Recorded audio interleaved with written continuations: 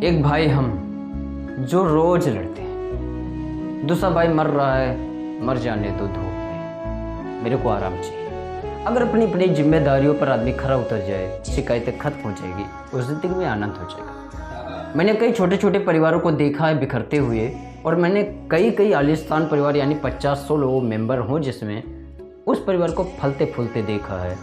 वहाँ पर कमी किसकी है? सामंजस्य की या फिर सहभागिता की? इस बात को समझने के लिए खुददारी को इन्वॉल्व करना होगा और जिम्मेदारी से भागना कम करना पड़ेगा।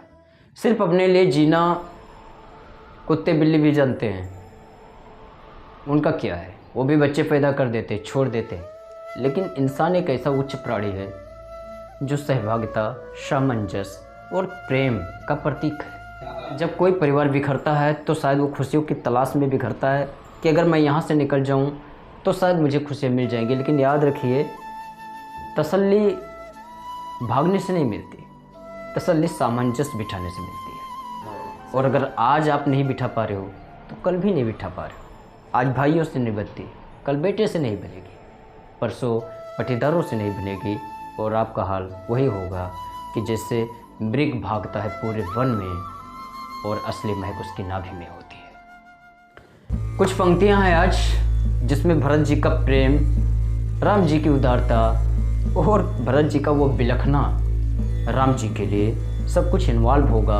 आशा करता हूँ बहुत प्यारा लगेगा, क्योंकि बड़ी करुणामयी भावना से मैंने लिखी है।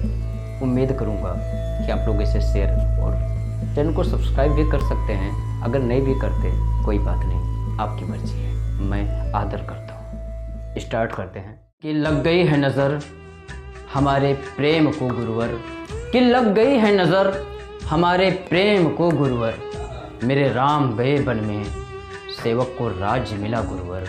और क्या खेल रचा नसीबों ने, पल भर में ये क्या किया, मेरा हृदय पड़ा था सीने में जब मेरे राम का चरण कांटों पे पड़ा। कि मेरी छुपी तड़प कैसे किसी की आंखों को हाय दिख गई, वो राम जिसे था सबसे प्यारा, मेरी माँ वो कैसे बदल गई।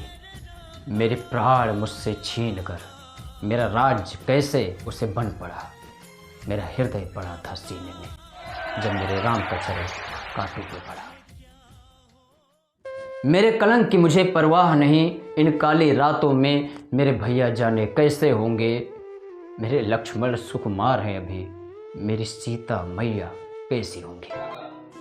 मैं वजह बना बिन गलती के, जाने कौन कैसे पड़ा होगा। मेरा हृदय पड़ा था सीने में मेरे राम का चरण जब कांटों पे पड़ा। राज्य लेके क्या करना जब मोहताज मैं अपनी सांसों का, कि ये राज लेकर क्या करना जब मोहताज मैं अपनी सांसों का। वो कर्ज कैसे उतारूंगा जब ये कर्ज इतना बड़ा है मेरे पापों का। मेरे राम जी मेरे सब कुछ हैं, बिन मोल के ये जीवन है पड़ा, मेरा हृदय पड़ा था सीने में राम जी के चरण कांटों पे पड़ा।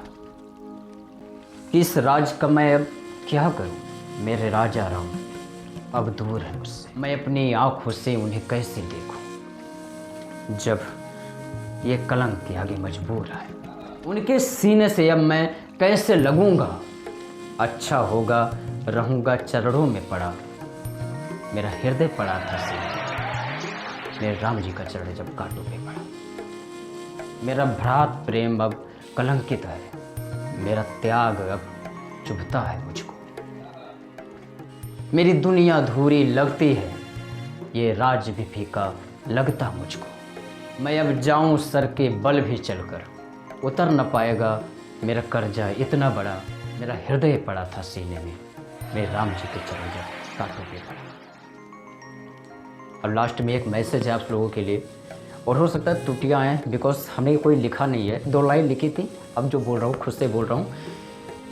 इन समाज वालों को देखो, जिसे पूछते हैं उसे ना पढ़ते हैं, वो राह अब इन्हें डसती है जिस राह पे राम जी चलते हैं।